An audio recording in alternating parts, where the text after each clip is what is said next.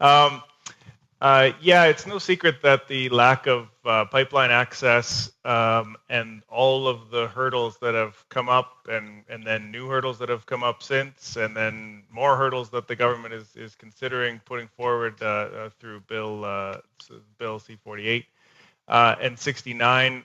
Clearly, there's just a huge problem with that, and that does mean that we then get our all of our oil prices are discounted at a huge rate because we have a captive audience down in the U.S. that is our sole purchaser. There's that, and then the tech resources issue recently. There's just so much uncertainty. So everybody understands that Canada has always taken environmental responsibility very seriously, and the sector takes it very seriously. There just needs to be a clear path and clear goalposts that don't get moved, and the confidence that this time the government won't be changing the goalposts, so that we will get those investors back. So if we can get that right, are you of the opinion that Alberta can come out of this and lead the country again and participate fully, both with transfers and with stimulating the economy by getting people back to work? Absolutely. I mean, the oil and gas sector is actually down to only about 25% of our economy. We have diversified considerably over the last 30 years through various means, including having just lower regulatory burden and lower taxes on companies.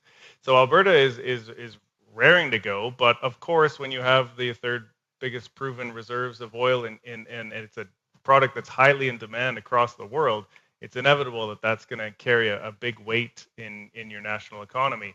So if we can get that functioning at a somewhat competitive level, then everything else is going to take off. I'm extremely confident about that.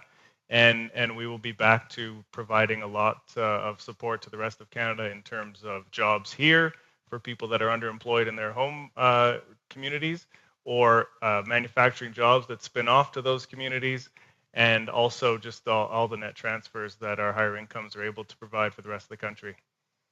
And what are you hearing from the resource sector on the loan programs that have been, it was suggested days, then it became weeks, now it's months, and we still haven't actually seen the details on a lot of these loan programs. Is that adding to the frustration with the province and with that energy sector? Yeah, I mean, the $1 billion that has been earmarked for potential reclamation is helpful. But as I pointed out, when you look at how much Albertans contribute to national revenues, we paid about 1.5 billion into the 9 billion auto sector bailout in 2009.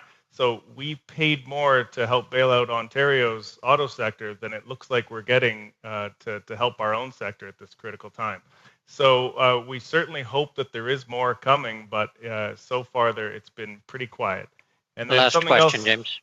We've pointed out, Fairness Alberta, is that the Fiscal Stabilization Fund is also something that really needs reform, and retroactive payments have been unanimously agreed to by the premiers, and we hope that we see some action on that as well. Go ahead, James. Yep. So if we get this right, Bill, it sounds to me like a lot of that discord would fade if we can, if government gets out of the way and lets business get back to gaining market access, to being able to build up and do the things that Albertans want to do. Would that be a fair assessment?